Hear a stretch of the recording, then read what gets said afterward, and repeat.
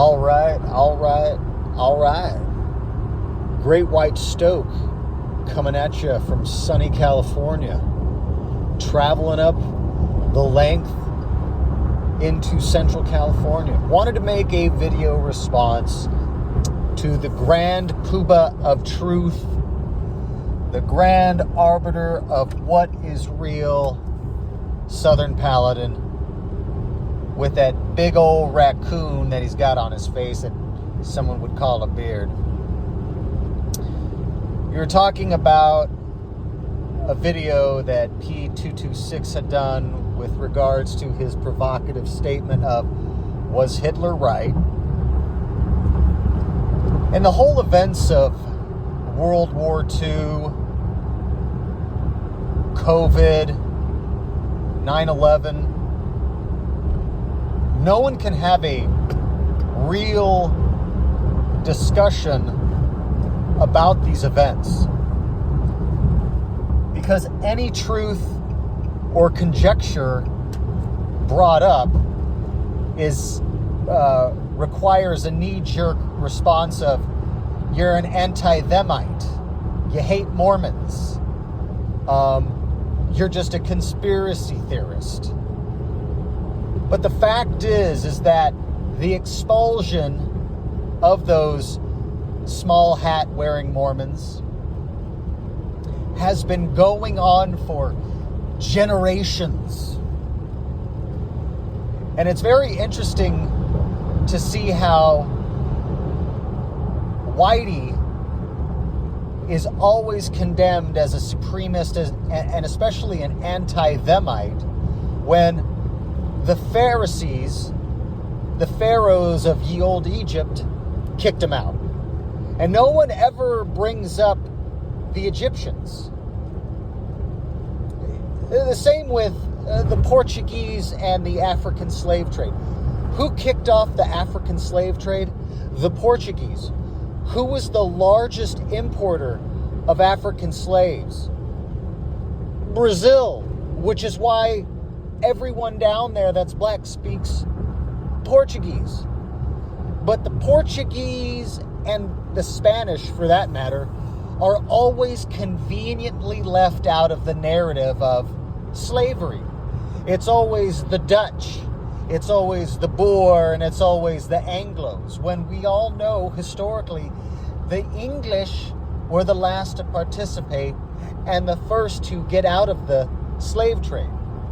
And when we're even talking about slavery, white slavery is always conveniently left out.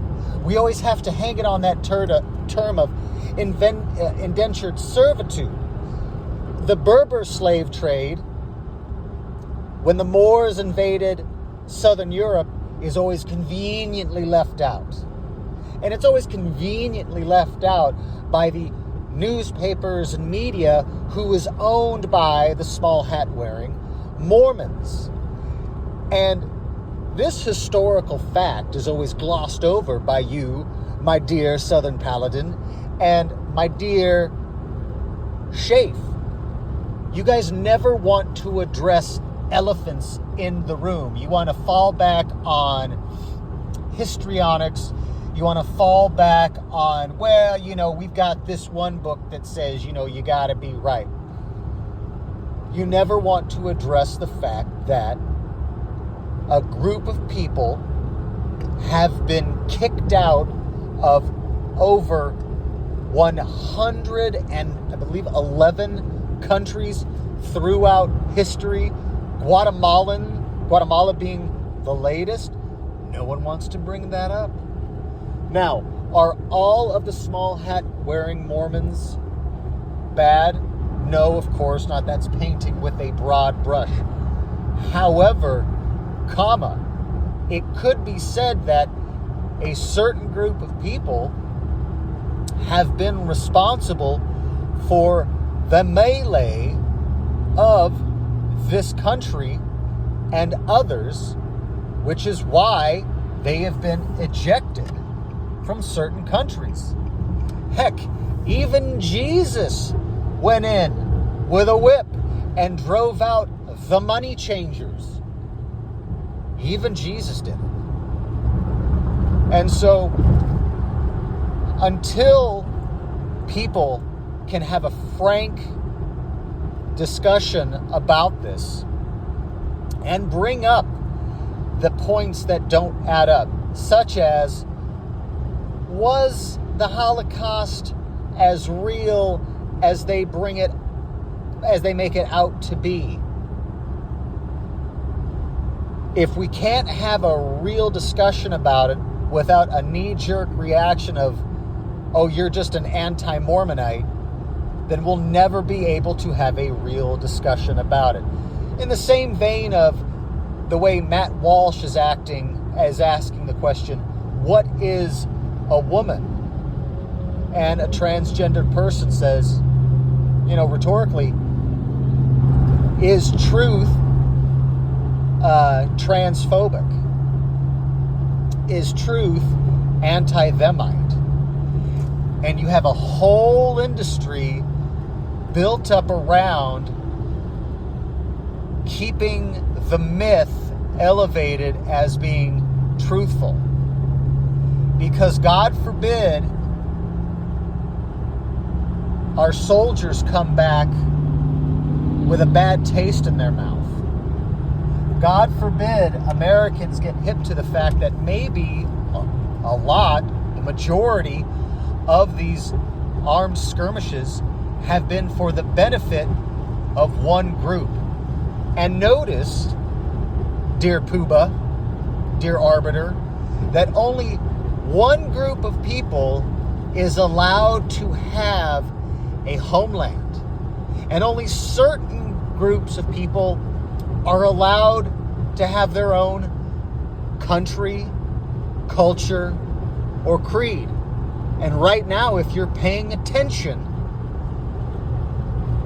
immigration only matters when it affects certain people, like what happened in Amsterdam recently. And if you've really got your eyes open, you should be taking a hard look at what's happening in Japan. Because Japan had a very hardline stance of immigration. But they're being sold the same thing. Oh, well, Japanese people, you aren't making enough babies, so we need to bring in immigrants to shore up things. And now they're importing Malaysians and other cultures, other people from other cultures and countries. And what's happening? Crime is going up. And native Japanese have no response to it. In the same way that small towns in California didn't have the infrastructure or response to the burgeoning gangs and the large influx of homeless that were burning down historic buildings, taking over parks, and doing damage there. The Japanese have been such a iconoclastic culture, a homogenous culture, that they don't have an answer for the crime that is occurring. In the same way that's happening to Sweden. They imported a large group of immigrants who have no intention of matriculating in that society, that they're having grenades go off. Historically, it's never happened. Now they've got no-go zones. And you can't talk about this because if you do, well, you're anti those people. Culture, history, a group of people is not just skin deep. It matters. And until people really grasp that, we can't have an honest conversation. And we can't celebrate the beauty of other cultures, creeds, people, and countries and histories unless we have that. Because if only certain people's culture and certain people's heritage matters, then nobody else does. But it's very interesting that only a certain people get a homeland and nobody else does. Submitted for your review, rebuttals, yada, yada, yada. Hope you guys are doing well. The skies have darkened just recently, and it's about 2:30 p.m., and it looks like something is on fire. Hope you are well. I'm going to post some footage to go along with this that has no bearing. Ta-ta for now. Hugs and kisses. Bunch of slack-jawed faggots around here.